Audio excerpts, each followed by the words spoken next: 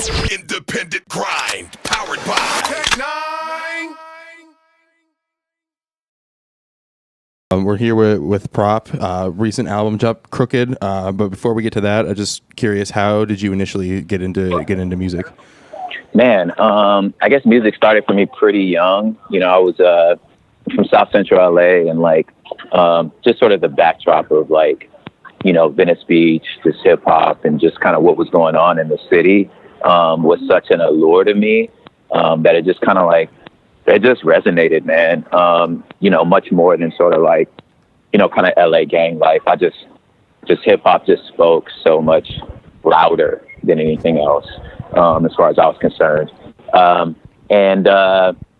Yeah, just kind of like got into that LA underground scene in high school, just battle rapping, Flow, Good Life, Unity Foundation, just kind of had all those sort of mainstays, you know, in the 90s. And I think I landed my first like actual record deal, I think in 2000, I want to say 3, small indie label up in Seattle called Uprock. It was a division of like this rock label called Tooth and Nail. I was part of this like mega crew called Tunnel Rats. That was sort of around the time that like Living Legends was being born, LA Symphony, like we were all friends, you know, so I kind of came from that scene and just kind of haven't looked back ever since. You know, I've been in and out of a few deals, you know, toured, traveled for a while.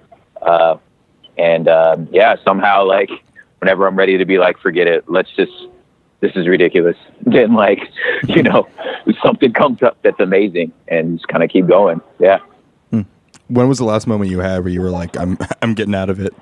Man, probably at the end of last year, Merce and I toured together. And I know y'all know Merce, you know what I'm saying? Absolutely. Yeah, you know, and you just kind of at the end of that tour, I ended up like, I think we both did. I really feel bad, but we both really, really lost a lot of money at the end of that tour.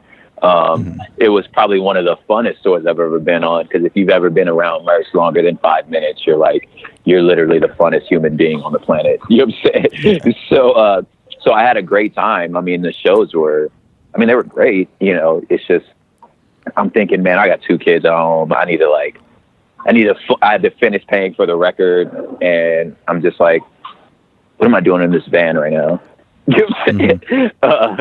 And then the album came out, and the album was glorious, and you know, and just kept going, and then just seeing sort of the tenacity and just the vision and wisdom that Merce has. It just kind of reminded me to like, man, stay in the game. You know what I'm saying? You talked about wisdom. Merce is always dropping some wisdom. Is there anything you could share about what he's told you or anything like that?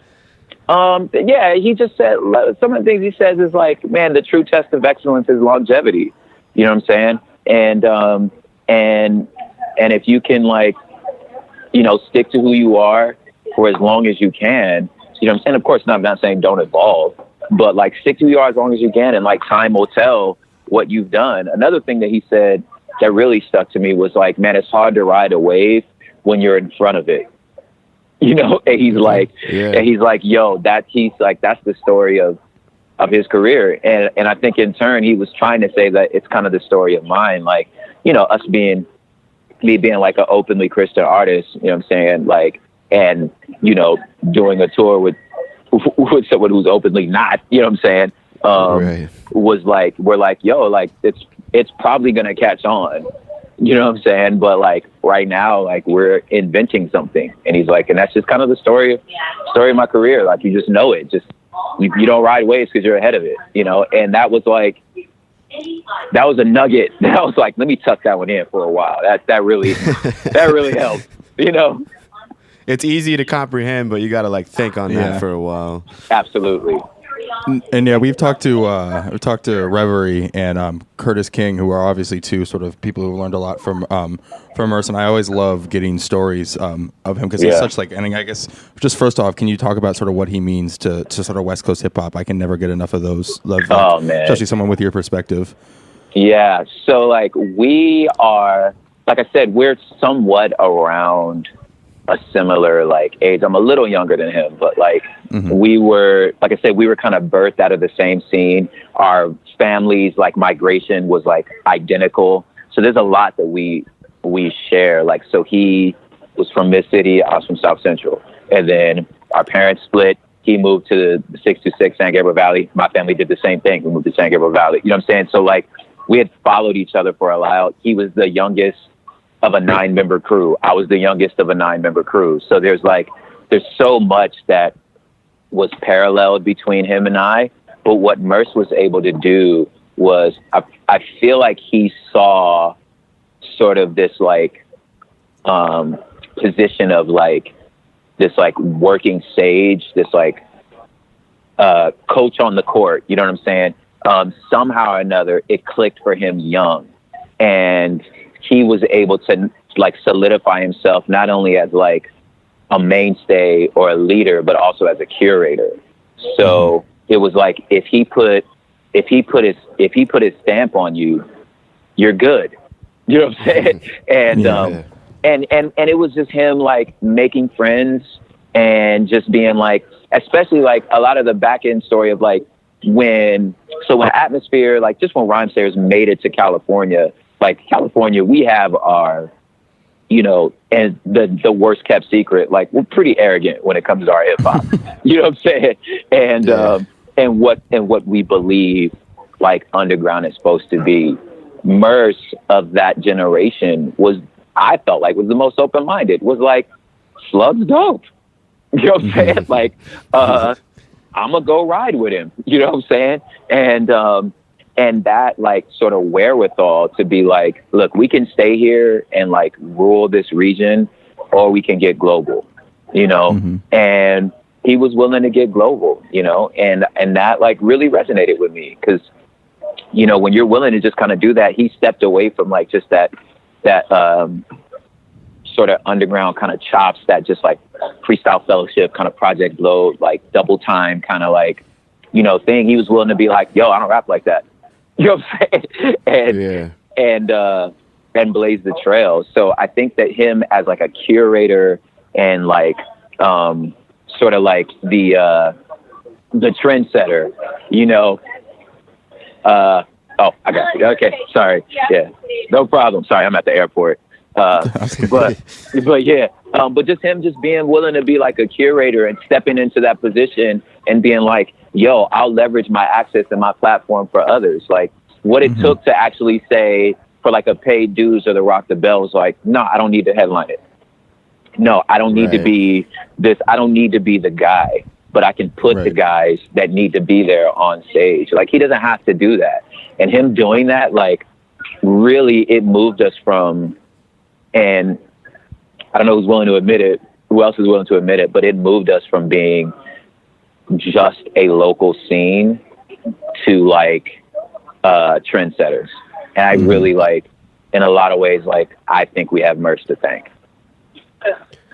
I don't want to spend too much more time on him, but would you classify Merce as like a natural leader? Like, does he give off that vibe of him just being a natural leader, or is that just something he fell into?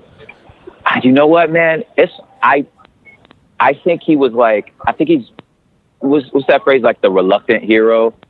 Like, I really think that's him. I think he was like, man, I'm just trying to do music, and was like, and his thing was like, yo, this is us. Like, let's do this. But what resonates with me about him is again, like him, the position he was in his group, like he was the baby, you know what I'm saying? And like, and had this vision that a lot of the, like the older gentlemen in front of him just kind of didn't see, you know what I mean? So I think that it pushed him into a position of leadership, you know? And he just kind of like, he got there and it was like, I guess this jacket kind of fits. Let's do it. You know what I mean? But I don't think he necessarily desired it, you know? Absolutely. Are you excited for the new, for Paid Dues? I am. Salty, I'm not on it, but I'm gonna be out of town. But like, but yeah, man, it was time. We talked about Paid Dues a lot on tour. Yeah, no, yeah. I mean, that was one of the first festivals I've ever been to, and I think it shaped a lot of like how I what music I listen to and you know, where I get my music from and stuff. And so yeah, he's just inspired everyone from rappers to fans. He's inspired. But yeah, getting back to your own career, you're also a published author, and I'm just curious, which is harder, writing a book or making an album? Man, I've only written a book once, and it was poetry. So it's kind of like, I kind of feel like I really haven't experienced writing a book yet. But the publishing process is like a nightmare. I feel like it's much more than like putting out, maybe because of experience, like, because I kind of, like with albums, like I know what I'm doing and I know what to ask for. But like, and just the publishing world is just, I don't know it. Like, I felt like I was speaking a different language the whole time. And then, yeah, so as of right now, I'm going to say publishing is harder. Posting a book is harder. But like I said, I feel like I kind of cheated because they were just poems. Like I wrote poems. You found a loophole. Yeah. And I know you touched on it a minute ago, but I've seen you classified as a Christian rapper. And for me, I don't know. I listen to you. I don't hear. I mean, obviously you have theme, but like, I guess what is a Christian rapper and what makes someone a rapper Christian and not just a rapper? Because I feel like religion has played a role in hip hop since the start of hip hop. So I don't know how you differentiate between a Christian rapper and a rapper who's Christian, I guess. Yo, I'll tell you this. That is the question of the ages, because I don't know either. You know what I'm saying? And it's so funny. Like I sit on these panels sometimes and I'm like, I don't have an answer for you, because I actually come from the same school of thought you do, where it's like, I mean, we all got lenses. We all have worldviews. You bring that to the table and you spit your rhymes. Like, I don't know how else to explain it. You know what I'm saying? And I think a person, specifically with Christianity, like your faith is something that's played out in whatever arena you're in, whether you're rapping or not rapping. You know what I'm saying? So like, but nobody says there's any such thing as like a Christian chef. Like what's a Christian janitor? You know what I'm saying? Like, so he's a janitor. You know what I'm saying? So like, right. So I actually, now we all don't agree on this, but like, that's kind of the lens I kind of stand for. But to get more specific for the sake of the argument, I would say there's like, the way we think about it is like, okay, you have music like, for the church, and then you have like music from the church, if you will. So it's like, there's stuff that's like specifically designed for other people that sort of think, feel, and believe like you. And it's to like bolster and like encourage and teach something that's like within, like in-house. You know what I'm saying? So that's one thing. Obviously that's not me. You know what I'm saying? But I think there's like another thing, which like your argument is I feel like I'm no different than any other rapper. Like I have a way that I see the world and I bring it to the music. You know what I'm saying? One thing somebody who made me want to think of this debate or like sort of put this in my head is Chance. And because he says, you know, my favorite rapper, you can tell everyone my favorite rapper is a Christian rapper. And for me, I don't like, I was tentative to be like, are you really a Christian rapper? Like, I know like there's guys like you or guys like John Gibbs who are like real, like in that community, in that Christian rap community. And I don't necessarily think Chance is in that community. I think he obviously, his religion plays a big part in his music, but I wouldn't necessarily call him a Christian rapper in the same sense. I guess, do you have any thoughts or feelings on that? Yeah, actually, I think that he's like the perfect sort of like Visagogue, if you will, that really made sort of kind of like, in a lot of ways, expose some of the foolishness of labels, I think, in that, because what it's forcing us to do is to define, like, what is it? Because, like, you bring up John Gibbs, like, John, like, openly smokes weed, puffs it on all of his, like, grams. He's dropping F-bombs and all his music, but yet we're still going to say that he's a Christian rapper. Chance doing the same thing, you know what I'm saying, but is also straight edge, and he's not a Christian rapper, you know what I'm saying? So it's like, at the end of the day, we don't know what we mean when we say that. So like, which means that it's just an industry term. It's just something you can put where so now I know how to file this CD, right? So for example, using Chance, it's like, if Christian rap means like there's no cuss words in it, you're telling me that's all it takes for something, you know what I'm saying? then I'm like, there's a lot of rappers out there that are Christians. Well, is it the intent of the artist? Well, if it's the intent of the artist, then Kendrick, J. Cole, like, you know what I'm saying? All these dudes are Christian rappers, right? Is it that person's faith? What they actually believe personally? Well, if that's the case, then I can name dozens of Christian artists, rap and not rap, that actually don't believe in the faith. They just make this music because there's a lot of money to be made. So, you know what I mean? So I'm saying, so like, we don't know what it means. You know what I mean? Which, as far as I'm concerned, is a great thing. I think that if that, you know, you can't, like, Christian is not a adjective. It's a noun. Like, a Christian is a person. You know what I'm saying? So, like, I can't make an object. An object doesn't make a statement of faith. You know what I'm saying? So I just think it's foolish to call any of it that, because unless we're talking about a market. And if we're talking about a market, then what are we actually marketing? Are we marketing the faith? Nah, what you're marketing is safety. You know what I'm saying? Because at the end of the day, like, if we're going to talk about any religion ain't safe. Like, It's not scrubbed clean. It's not safe for the whole family. That's Disney Channel.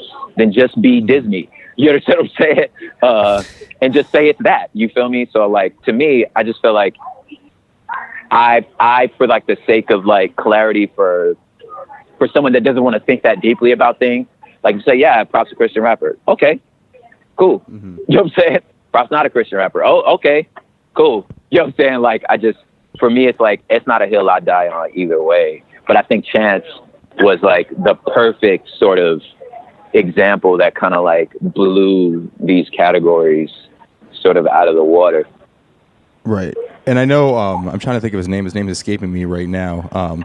He was on Kanye's, he's the singer who was on Kanye's album, who's is a Christian artist. His name's escaping me. The gospel Franklin. singer. Yes, there we go. Thank you. Yeah.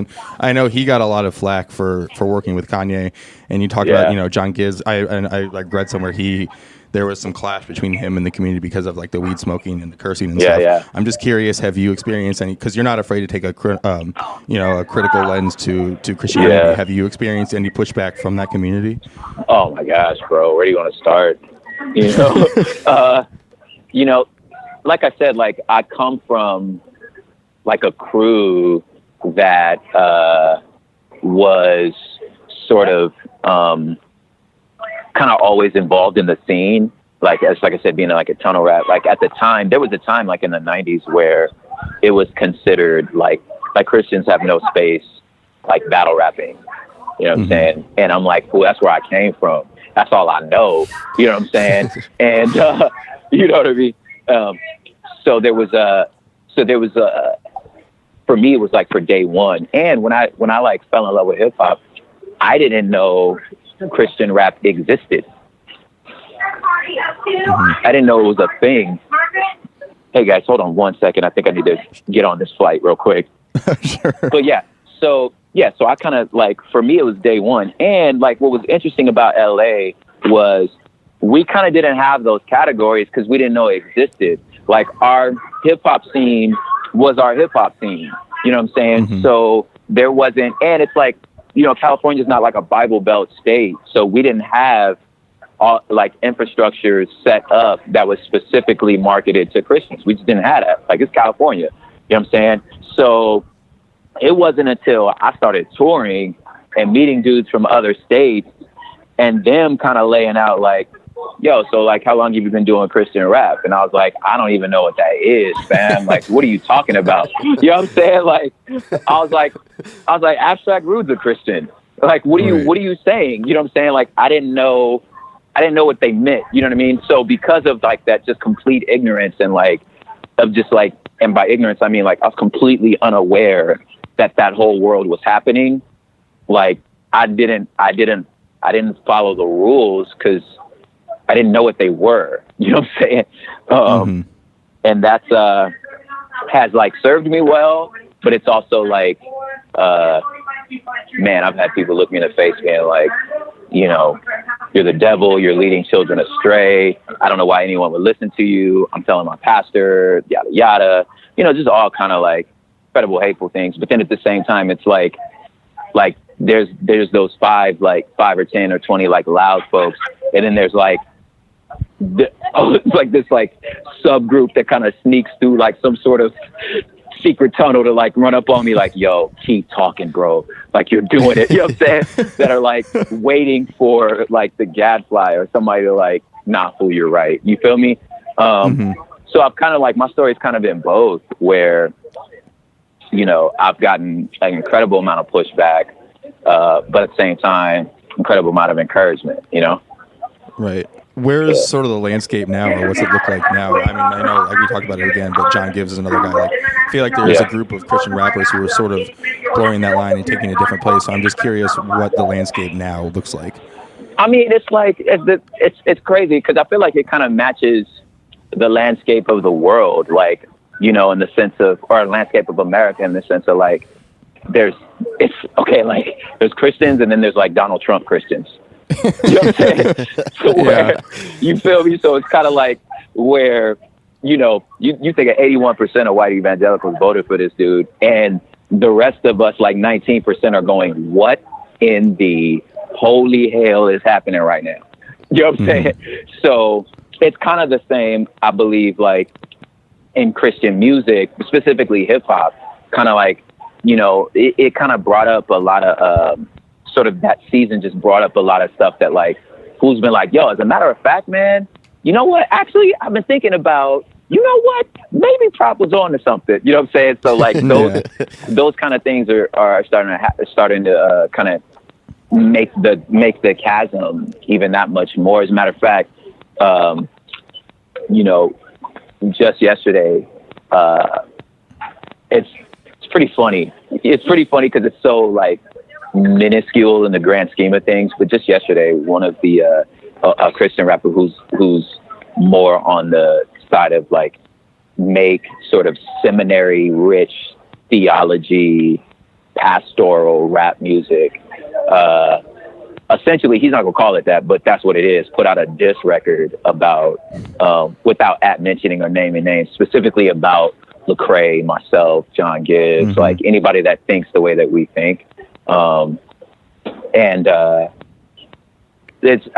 It's problematic in the sense that like, well, if you believe battle rap is evil, why in the world would you put out a diss track? Like, if you think we're acting, if you think we're acting worldly, why are you going to use worldly tools to tell us we're acting worldly? You know, you're boasting about not being boastful. Like, what are you talking about? You know what I'm saying? So there's that happening, but that is like emboldened sort of a very small sect of like keepers of the flame, if you will, where really like the success of somebody like a Lecrae or John or myself has like, a lot of dudes came out the woodworks kind of thinking, dude, I thought I had to do, if I was a believer and I had to rap like this, you know what I'm saying? But now I realize, yo, I can kind of be myself, you know? So I think that scene is kind of growing. But I think that like those that are sort of keeping this, like, no, like Christian rap has to sound like this, are becoming more sort of entrenched, but they're just a smaller sect, you know what I'm saying? Right. Yeah. In terms of just the industry, like I'm thinking even just publishing, you know, labels, touring, is it just similar to like, you know, normal, like I say normal hip hop, but just like, you know, the regular sort of like the mainstream scene, I guess you could say. Is it similar there? Are there major differences? I feel like, because I just feel like it's its almost own insulated bubble. So I'm just curious if there are, if it just operates the same way. Well, I mean, like there's the thing about like hip hop as it pertains to like, you know, faith-based stuff is like, the reality is it's not a thing because it doesn't have its own infrastructure. At the end of the day, it's just Christian contemporary music because that who has the infrastructure, that's their labels, it's their festivals. Like there's no, like, we don't have a paid dues, you know what I'm saying? Right. Like we don't have our own infrastructure. So you have to sit in this like bigger system that not only doesn't understand your music, doesn't understand your worldview, but doesn't even like hip hop.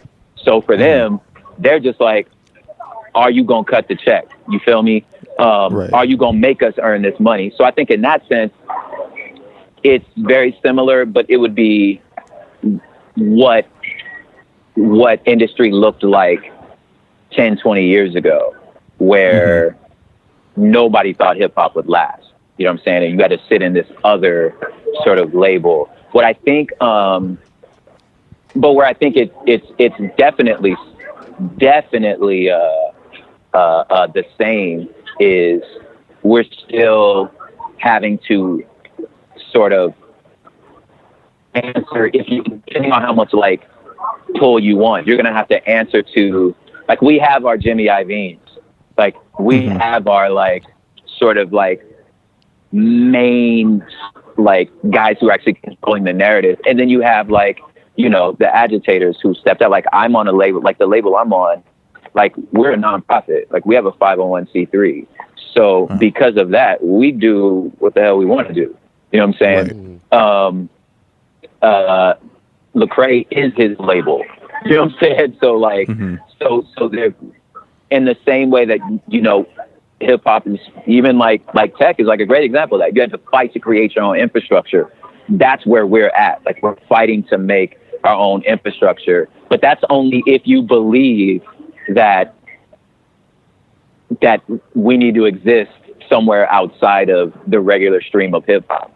I don't necessarily believe that. You know what I'm saying? I'm like, there are hip hop labels. Just go be. There are hip hop festivals. Go be on them. You know what I'm saying? Like you don't have, like we don't have to make another festival. You know, but I think there's a number of similarities. But the main difference is like it's really a subgenre of a subgenre, which means that it don't have its own infrastructure. So I think that's like the biggest sort of difference. Absolutely. And you're subject to like you're on labels with like worship bands. You know what I'm saying? And if you're doing like festivals, it's like, man, I'm gonna get up here. Everybody else got like 7 acoustic guitars. It's me and my DJ. You know what I mean? Like, and we're about to rap to all these like, you know, corn-fed, you know, middle America kids. And I'm like, they don't understand any of my references, you know? Yeah. So I'm like, I'm somewhat miserable. So I'm like, man, but it's quicker money. Like you could go do that, you know what I'm saying? Or like go somewhere and like your fans. I chose the route of like, I want to like my fans. I want to rap for people that want to hear rap, you know? Yeah. So that was my next question. Sort of, does that be having to sort of cater to a different fan base or one that might not be sort of open-minded or used to hip hop? Do you find you have to change your music to do that, or do you just say I'm going to make what I want and then deal with that later? Well, propaganda, I made what I wanted. You know what I'm saying? Now, because of that, I've sold considerably less albums than a lot of my friends. You know what I'm saying? But I'm much more happy. You know what I mean? Yeah. I'm making music I believe in and I can stand behind, you know. And I find that much more valuable. Absolutely. And you talk about, it's a good segue into your latest album, Crooked. Can you sort of tell us about the title and the direction of the album? Yeah. So the idea was, I am a crooked man. We are crooked people.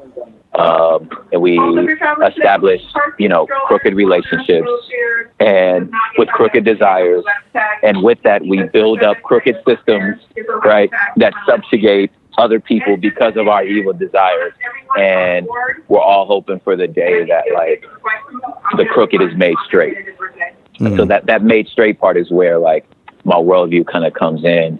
But ultimately, like, I still think like a sociologist. So like a lot of that record is like, it doesn't, you know, tie up neatly. They're not all happy songs. It doesn't uplift per se. You know what I'm saying? Because I feel like that's more like the life we exist in, you know? And even if I look at like, if I go into like our worldview, like if I go into the Bible, like, there's a book in the Bible called Lamentations, which is just about how all of this sucks. Like, and there's no joy in this mug. You know what I'm saying? Right. And I feel like that's more like life. Like things don't always wrap up neatly, you know? So I wanted to like make an album that sort of sat in those emotions and those sort of realities of like, yo, like we're all just trying to make our way, you know, despite like life not being a sitcom, you know what I mean? I thought a good example of that was on Bear With Me, and specifically, I Yeah. really loved the video for that. And I thought it was interesting that you were in the video, but you weren't the focus of the video. Yeah, I'm man. curious, sort of how that decision came about and why you chose to sort of take a step back in that one. Man, I wanted to really just be super creative, you know what I mean? And just thought like, man, what have I not done yet? Like, what would be intriguing? Like, I'm interested in things that are interesting, you know what I mean? And I feel like that was one of the things. And since it's a couple, I was like, I knew my wife wouldn't be down to like be the actress in it. So then I was like, well, if that's the case, then I know I can't be the actor because there's no way in the world she'd let me do that. You know what I mean? And we have a very we have a podcast together. Like, people know who my wife is. So because of that, like, reality probably couldn't be suspended as well. So I thought, like, what can I do to like symbolize us? So some of the little like Easter eggs in that video is like, so the guy is Jay Beats from LA Symphony. So that's like Pigeon John's group.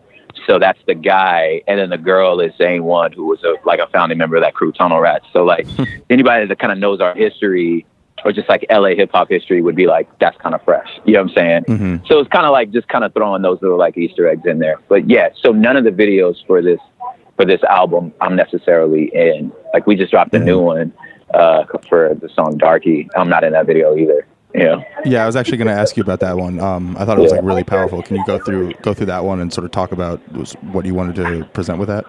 Yeah, so my man Dust, his name's Nathan Corona.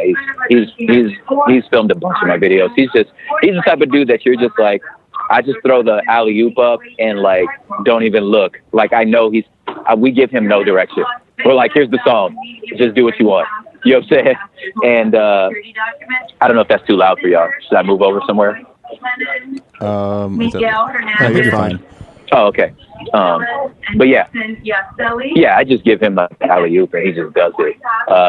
So the idea with that one was like, oftentimes we think about like concepts of beauty, specifically when it comes to being like a very dark-skinned like person. We end up like self-policing each other. Like, we've bought the narrative that was put on us. And if that's the case, then that means we've given others power that they didn't already have. And I don't think that's just something that's not just like a dark skin problem. Like, that's all of us who like, are trying to like subscribe to whatever ideas of like, as a dude, whatever idea of like manhood is, or, for ladies, like just concepts of beauty and womanhood. Like, we don't have to like police each other on that. You know what I'm saying? So that was like the concept of like these shackles and then the sirens kind of like in the video. And if you notice, like, there is no police and the shackles aren't even locked. You know what I'm saying? Because like, we do this to ourselves. You know what I mean? So that was like the idea. But when you realize that, then like, yo, you could start dancing because it's like, yo, there's beauty in who you are, and that was kind of like what we were trying to go with this video. I thought it was interesting because you almost don't notice the shackles at first. So I was just curious that. So you thought of that idea, had him shackled from the beginning, and that was like what you went with, because it seems like it's something to me that's small in the video, but makes a big difference to how it's perceived. So Absolutely. Was that the decision from the beginning to have him shackled like that? Yeah, that was the idea. Because it's like I said, we're like, in a lot of ways, for the metaphor, like, we're shackled to these definitions of beauty, but we don't have to be. You know what I'm saying? Like, we're doing this to ourselves. So that's why like it was supposed to be subtle, because that point is subtle. When we get around and we roasting each other, and it's fun. Like, we're roasting each other, but we roasting each other about like, you know what I'm saying, man, you look African, you look this. And I'm like, well, yeah, he looks African. You see what I'm saying? He's supposed to. You understand what I'm saying? So, like, why is that a roast? You know what I mean? So I'm like, yo, we're doing that to ourselves. You know what I mean? Ladies being like, man, I feel like I'm overweight. Like, compared to what? You know what I'm saying? Right. Like, what are you talking about? Like, you are you. You know what I mean?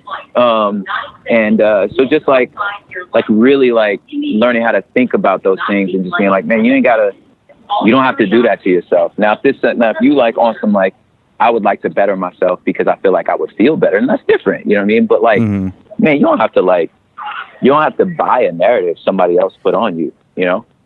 Absolutely. And sort of just taking a step back to sort of almost wrap things up a little bit. I'm just curious sort of what the biggest challenge you face in creating this album, whether it was on the creation side or the back end side, just what challenge shaped. It's probably time, bro. Like it just took a long time to do, because there was a number of we're a very small outfit. You know what I mean? Like we are the guy mixing the record is the guy that recorded it, who's also the A&R, who, you know what I'm saying? And then some of the dudes singing background vocals is also the office assistant.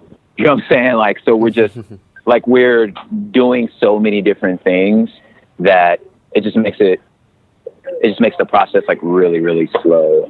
So I think that was probably the hardest part. And then just being okay, we got it. We're here. Let's go. What are we waiting on? You know? And then the more hands, on deck are involved, the harder it can get. You know what I'm saying? We have our distributor that's yo, I love this record, but I need a song like this. And I'm man, I don't know what to tell you. You know what I'm saying? You know what I mean? This is the record, you know? And they're hey, man, set me up to win. I want to set you up to win. And that's a great point. So I'm well, let me try. You know what I mean? Because, I do want everybody to win, you know? But, yeah. Hold on one second, homeboy. Are you talking again? I am. Oh, my goodness. Yeah. Okay. Absolutely. Dude, I'm a huge fan. Thank you so much. Yeah, I'm literally on the radio right now. Yeah. It's all good. Your voice sounds like... It's definitely me. There it is. Thanks, man. Yeah, no problem. Appreciate you. Yeah, that's crazy. What are the odds of that? We'll have to keep that one in. No, we're definitely keeping that in the end. Yeah, you have to keep that. Yeah. So I guess sort of just I want to go ahead. Sorry, I don't want to. I forgot what were we talking about. Just sort of a challenge you face, but just more hands in there, and I want everybody to win, but sometimes I'm man, I have to make the record I know how to make, you know. Yeah. And so it's been out for almost a month now. I guess a little under a month. How are you feeling about it? Has it changed your perspective at all, having a month to sit on it? Dude, I've never seen such a consecutive or consistent positive response. It's fine. In all the places that I'm yo, these are singers. This is what I want you to notice. This is what I want you to catch. They're all actually hitting, and that's never happened. You know. And the interesting thing too, was this is the highest I've ever charted, but as far as Billboard, iTunes, all this is the highest I've ever charted, but it's the lowest amount I've ever sold for a first week, which is such a testament to just how music has changed. You know what I'm saying? Absolutely. I'm dang, this is we're the facing highest. it right now too. Yeah, we know all too well. I know you do. I was dang, the last record only made it to number 8. But I sold more, you know. This one made it to 3, you know, and I sold less. That's so weird, but that's how the music industry is. Yeah, that's crazy. Well, thanks so much for your time. I guess, dude, closing things. What are you working on now, or what do you got sort of in the pipeline that you're excited about? Oh man, we're touring, man. We're touring starting September. Me and this really dope band called King's Kaleidoscope. So yeah, we hit the road September 2nd is when it starts, and we're wrapping around. We're probably gonna keep it pretty west and south for the first part, and then in the fall we'll come do the rest of the country. Cool. And last question: when that plane takes off, what are you going to be listening to? Oh crap! Probably a gang of podcasts first. Okay. To get my brain right. But as far as music, here's the thing, dude. You brought up Curtis King. I'm still banging his music. That's who I'm for legit listening in. And secondly, you mentioned John Gibbs. I got a few. I got a few of his rough cuts. So I'm gonna be listening to a lot of John. This is the genius, Chris Calico. Cali, baby. Letting you know you're tuned into Tech Nine's independent grind on Dash Radio.